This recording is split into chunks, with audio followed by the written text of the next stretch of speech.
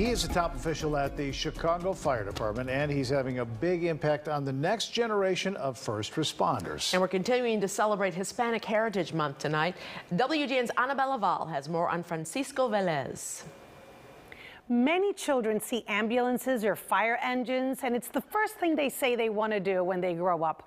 Well, Francisco Velez was never that child, so how did he end up in a high-ranking position at the Chicago Fire Department? Francisco Velez fell in love with the job of first responder when he was working as a surgical nurse in a local hospital. The paramedics used to come in, and I worked in the emergency room while I was going to school, and they intrigued me. And they said, hey, why don't you become an EMT and a paramedic? Velez took their advice and in 1995 became a paramedic for the Chicago Fire Department. He went to work for many years in the Humboldt Park area, the neighborhood where he grew up. He also spent time working in other Latino neighborhoods in Chicago. These communities always brought me back, and I say because of their commitment and how they treated us. I wanted to give back to these communities. I wanted people to feel safe, as myself as a paramedic and as a Hispanic, that they felt comfortable speaking with me. Even though he enjoyed working as a paramedic, Frank always wanted to learn more, to strive for more. Velez says he had the best example of self-improvement at home. My dad inspired us to continue getting our education. So my dad would work his 10, 12-hour days. At night, he would go to school, got his associates. He made sure and pushed the fact that, hey, if I can do it, someone who only came from a 6th grade education, then you guys can continue doing that.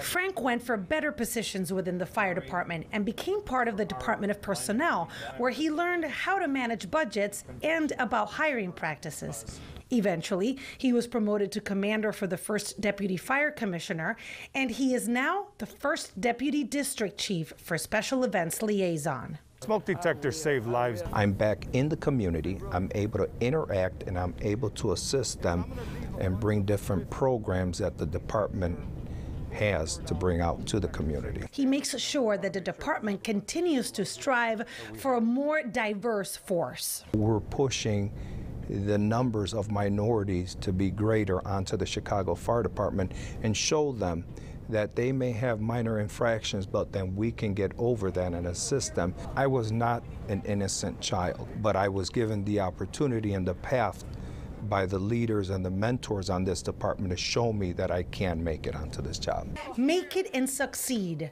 without forgetting where he came from.